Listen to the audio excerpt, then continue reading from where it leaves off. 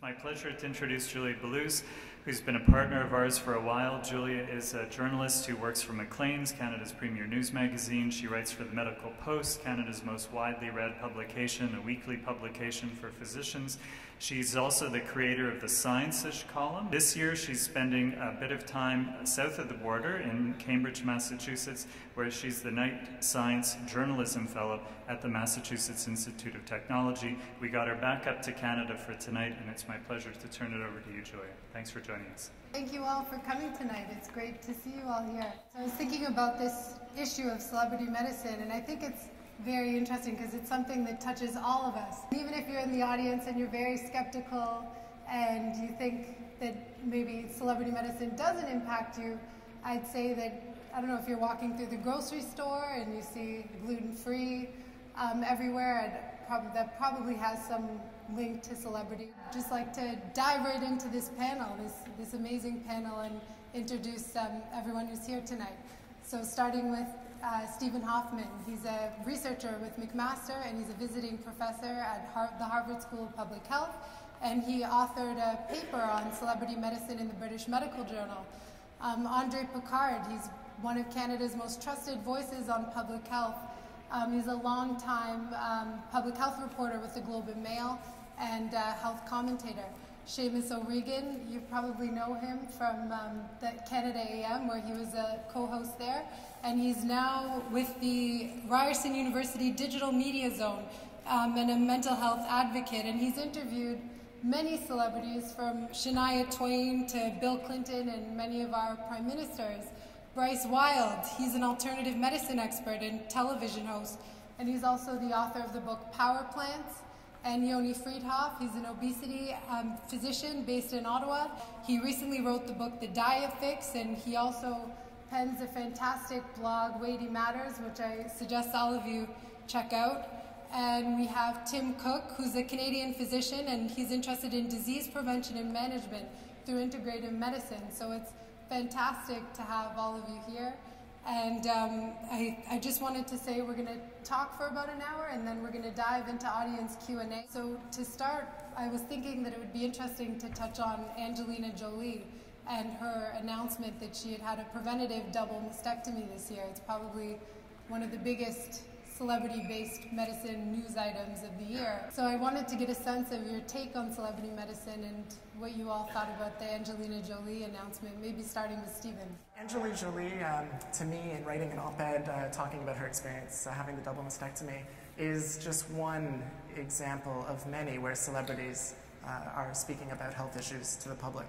So this is an example where, of course, I'm sure she was intending to do all the right things. She was trying to convey important health information, particularly from her perspective, a story, her own story. The challenge, though, is that with this example is that it often gets misreported beyond her initial statements. Those genes is actually extremely rare, and very few people have that condition, such that it's mostly inappropriate for most people to get genetic testing, like she had, which eventually led to her decision.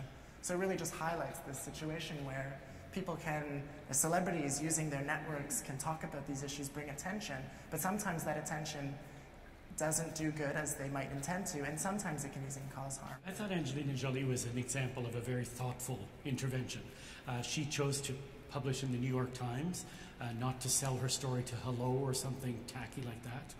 You know, if you read her piece, it's really thoughtful and evidence-based, the whole shooting match. But as Stephen said, the problem is how it gets interpreted and boiled down and understood by other people, and that's not her problem. She didn't want to be exposed by somebody, so she did it the proper way. I had to deal with Jenny McCarthy, Andy, and I got angry because I would ask for facts and she wouldn't give me them. People like Jenny McCarthy, and we can get to these points later, but people like her are smart enough to be dangerous. She was talking about vaccinations and her belief that it led, or there was a risk of autism, and her belief that her own son, who has autism, this is how he had acquired it. Were there many facts beyond that, beyond anecdotal evidence? No, there wasn't, and I found that extraordinarily frustrating and unbelievably irresponsible. It's up to the media, and frankly, each one of us to be on guard for that against that sort of thing, and to make sure that whenever we hear these things, we seek out facts. And we know that there is likely going to be an impact by the report. We look back a little bit further in time to Australia with Kylie Minogue. Kylie Minogue was a very popular singer who developed breast cancer in her 30s. And she discovered her breast cancer, I believe, as a consequence of mammography, which is something that we don't generally recommend for women in their 30s. After Kylie Minogue was diagnosed with her breast cancer and she went on records talking about mammography, there was a rush to mammography for young women. The expectation really is that this will impact on the decisions made by the population. More people will seek out gene testing, even though it's an extremely rare gene. I think as a practicing physician, having enhanced public awareness of any health issue is a good thing. Having the ability to discuss the benefits and risks of testing and therapies is what primary care medicine is supposed to be about. I think what might be interesting is to discuss not just the impact that her story had on the public, but perhaps on public policy, on government. There was one thing that I wanted to ask you about that relates, it was in actually the Globe and Mail, I think online today. Suzanne Somers, so she's been promoting hormone replacement therapy, or bioidentical hormone replacement therapy. So this is the natural alternative to pharmaceutical hormone replacement therapy. And she's made many claims, and I want to read one to you. I have substantially reversed the aging process in my body. So she's essentially, she has the fountain of youth, I guess. It doesn't matter that someone is a celebrity. What matters is when someone stands to benefit from it financially, that's when the alarm bell should go off. You have to be really careful of people who stand to gain. Celebrities talk about all kinds of things, doesn't bother me, but when they stand to make money from it, it's disturbing. Somers is smart enough to be able to cite a few doctors in the course of a maximum 4-minute interview to give her just enough credibility that she's dangerous. And the problem when you're seated with somebody and they are as charming as Suzanne Somers is, and as lovely and as friendly, and you know, how's life and how you feeling, and that's half the interview, and then the other half she flogs the book, and you don't have any time to actually ask her pointed questions. She knows the arena in which she's playing in. She's very, very, very good at it. So doctors, what role should journalists play then in this game of, this Ponzi scheme of celebrity medicine? I think that journalists absolutely need to do a better job, but I don't know that we will get there. You know, part of me thinks that obviously celebrities are here to stay. That's not going to change. There's not going to be any legislation that would say, oh, you're not allowed to talk about medical stuff, and you can't talk about what you want to talk about, but you know, got to keep it all on you know, just movies. That's not going to happen. And so, you know, I wonder whether or not it's the medical organizations and the health organizations that should be, you know, grooming and cultivating and finding celebrities to serve as the foil to Chrissy. I think there's a risk of kind of painting a wide brush that everything that comes out of the mouths of somebody like Suzanne Somers is fallacy. Buried in her books are actually some very important things that I think we all agree on benefit us in our aging. If celebrities are mixing science with pseudoscience, and then we're left reading a book or hearing it on TV, how are we supposed to know what's the good science from the bad science? I mean, I could go to a doctor, and I would. That's what I would do. I'd ask my doctor. And your family doctor doesn't know any more science than she does in some respects, to be honest. They didn't go to McMaster. We have to touch on Dr. Oz because he's a fascinating case. So he's a physician, he's a cardiothoracic surgeon. He has a massive platform, millions of Twitter followers. He has a TV show 5 days a week. What do we think about him? Bryce, you've actually worked on the show, so can you tell us a bit about the behind the scenes, what goes on? On this advisory board, if there is anything that I'm talking about, either trying to get on the show or they're asking my opinion of should we get it on the show or not, it's a criteria that would boggle the minds of most of us.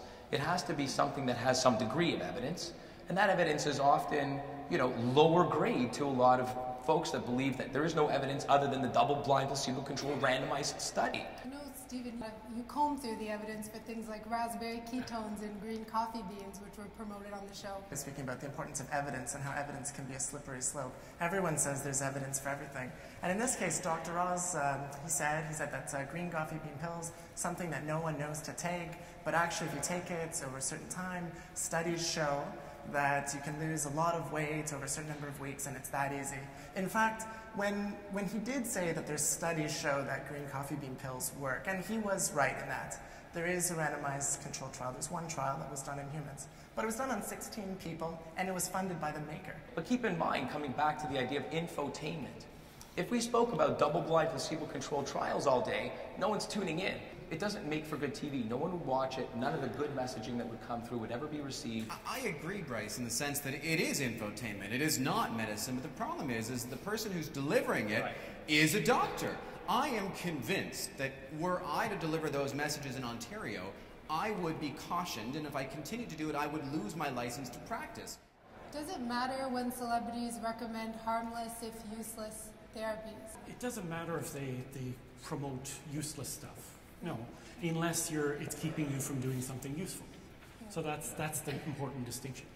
Someone like Dr. Oz, the problem I have with him is that he takes this hope and promise, which is fine to talk about, and he presents it as fact, and he presents it without context. And the best description I've read of Dr. Oz, there was Joe Schwartz and McGill, who says that Dr. Oz, when he's on TV, is a doctor playing a doctor on TV. He's not a doctor anymore. We did a meta-narrative synthesis, which is basically we tried to summarize the key messages from various disciplines that explained why is it that we follow celebrity medical advice. And what we found is that it seems like we as people are all biologically, psychologically, and socially hardwired to follow this advice. Given this study, and given that it seems like every discipline that we looked at shows that we're wired to follow this advice, shouldn't there then be some sort of obligation on celebrities to censor themselves, knowing that when they say something, people listen and follow their advice, and that if they say something that's not based on the best available evidence, they're actually quite likely to cause some harm? We have to move on to Q&A. We have the first question. In a world where celebrity is trusted by millennials, but less by Zoomers, how do you find a balance to deliver engaging content? I think we have to educate people better, just sort of nonsense from sense. We have to bring it down to a societal level and teach people. I think that's probably the most important skill we should be giving kids in school today, is how to read and take apart statements and see if they're true. I think Clara Hughes is doing a tremendous job with respect to promoting mental health issues. There are indeed some celebrities who are doing a very good job. Therein lies, I think, a very particular situation where, well, not necessarily particular, but a situation where celebrity is not trying to give answers, medical or otherwise, but where what they are doing, and in this particular case with mental health, is remove the stigma associated with it. She speaks from the heart, she speaks from her own personal experience, nothing more. That is a case where celebrity, because it stopped at personal experience, I think is proving incredibly effective in this. So we mentioned these good examples of, so raising awareness for issues is obviously something that celebrities can probably do quite well given their platforms, particularly when there's stigma associated. That's maybe a great opportunity for celebrities to do good. I was just going to ask everyone on the panel if they had, maybe in one sentence, a message for the public about celebrity medicine. Ascertain, however you may, that healthy level of skepticism, and remember to bring it back to a trustworthy, well-credentialed, in my opinion, your GP, and ensure that you have a good relationship with them, enough to be able to ask any question you feel worthy. I would just say trust your gut and trust your brain. Ask more questions, and don't believe everything that you see, or don't believe everything that you hear. If it sounds wonderful and easy and effort-free, something's wrong. Be aware, and to the extent that you can do a little research and train yourself to critically analyze what's out there, go beyond the headlines. Recognizing not all evidence is the same, and as the panel said, being critical, being skeptical about it, and consulting family doctor who knows you, who knows your family. And I think the skepticism part is really important. I think the other thing is important is, because someone's a celebrity doesn't make their advice any better or any worse. Treat it like you would anything else. There's nothing healthier than some healthy skepticism. Thank you all so much for coming, and to McMaster for hosting the event.